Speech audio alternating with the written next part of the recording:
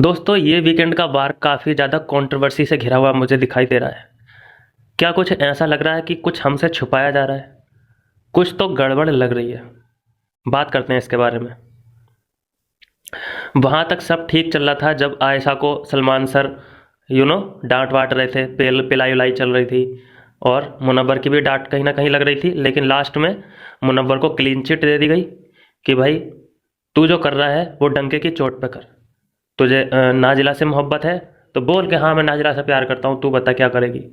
अगर तुझे आयशा से प्यार है तो बोलो कि हाँ तुझसे तुझे मुझसे प्यार है, मैं तुझसे प्यार करता हूँ। ये हम कह सकते हैं कि एक तरीके से जो भी मुनव्वर कर रहे हैं उनको उनके स्टैंड पे खड़े रहने के लिए उन्हें मोटिवेट किया गया एक तरीके से कि जो तुम कर रहे हो डंके की चोट पे करो। ठीक है, यहाँ तक सब ठीक चल रहा था।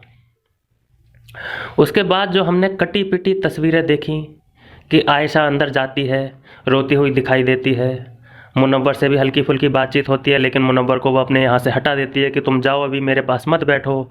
यहाँ तक सब कुछ ठीक चल रहा था।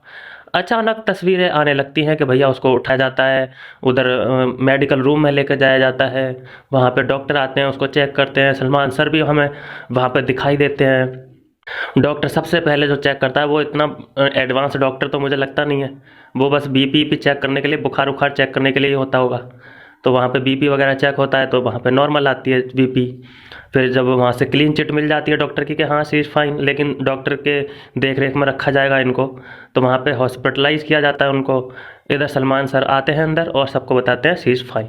लेकिन इसमें समझने वाली बात यह है दोस्तों कि अच्छी खासी वो अंदर जाकर रो रही थी, अचानक ऐसा क्या हुआ कि वो गिरती हुई भी हमें दिखाई नहीं दी। उसने डोर खोला, बिक्की भाई करके चिल्लाई, और जब वो चिल्लाई और वो नीचे बैठी तो वहाँ पे अनुराग ये कह रहे थे आर यू मैड, ये क्या कर रही है तू, पागल हो गई है क्या। तो अगर कोई बंदा बेहोश होता है तो कोई सामने वाला उसको अगर देख रहा है तो वो ये क्यों बोलेगा कि आर यू मैड, तू पागल हो गई है क्या। ये कैसी मतलब कि ये क्या है। मतलब अगर मैं बेहोश हो जाऊं यहाँ पे और मुझे कोई देख रहा है इधर उधर से, तो वो ये बोलेगा कि आर यू मैड, तुम बेहोश क्यों हो रहे हो, ऐसा तो नहीं बोलेगा ना। तो दोस्तों जो असल तस्वीर है मैं आपको बताता हूँ। जो मुझे लग रहा है वो उसने अपने आप को हार्म पहुँचाया है आयशा ने, वो हर्ट हुई है इसलिए उसने कुछ ना कुछ अपने साथ किया है और वो तस्वीरें हमसे छुपाई गई हैं। इस पूरे सीन घटनाक्रम में कहीं पे भी आयशा का चेहरा हमें नहीं देखने को मिला। आयशा की सिर्फ कमर कमर दिखाई दे रही थी जब डॉक्टर के पास वो ट्रीटमेंट चल रहा था, और जब उसको उठा के लेके जा रहे थे तब भी उसके पैर वगैरह दिखाई दे रहे थे, अनुराग दिखाई दे रहा था, लेकिन उसका फेस हमें नहीं दिखाई दिया। इसका मतलब हम क्या समझें, एक ही चीज़ समझ में आ रही है कि उसने कुछ ना कुछ अपने साथ किया है। कहाँ पे अपने आप को हार्म किया है, कैसे किया है, ये देखने वाली बात होगी। लेकिन इतना पक्का है कि कुछ ना कुछ इतना मतलब घटना तगड़ी घटी है ना वहाँ पे कि वो दिखाया तक नहीं है, फिल्माया तक नहीं गया है उसको। क्योंकि ऐसा कैसे हो सकता है कि बंदी अकेले रो रही थी, तकिए को अपने यहाँ पे लगा लिया था चेहरे पे, हमने वहाँ तक देखा था फेस, उसके बाद वो डायरेक्ट हमें उसका फेस देखने को ही नहीं मिला है। सलमान सर आए हैं, फिर उन्होंने डिक्लेयर कर दिया है कि उसको भैया पहुँचा दिया है हॉस्पिटल, वहाँ पे उसकी देख रेख होगी। अब हम यहाँ पे समझने की कोशिश करते हैं कि इसमें मुनव्वर का क्या स्टैंड रहने वाला है। वीकेंड के बार से पहले मुनव्वर आयशा का था, वीकेंड का बार जब शुरू हुआ, डांट वाट शुरू हुई तो आयशा के खिलाफ खड़ा हुआ दिखाई दिया कि भाई मेरे से दूर, मतलब मैं नहीं चाहता सर ये मेरे पास रहे, मतलब आप समझ रहे हैं, दूरी बनाने की कोशिश की आयशा से। जब आयशा बेहोश हुई और जब वो रो रही थी, बेहोश हुई, और जब उसको अंदर लेके गए और अंदर से भी रोने की आवाज़ें आ रही थी आयशा की, आपने भी सुनी होंगी, मैंने भी सुनी है। तो वहाँ पे मुनव्वर भी रोते हुए हमें दिखाई दिए और सभी लोगों पे ब्लेम लगाया उन्होंने कि यार इन लोग सेंसलेस हैं, ये लोग के अंदर फीलिंग नहीं है। बिक्की भैया के साथ जो बातचीत चल रही थी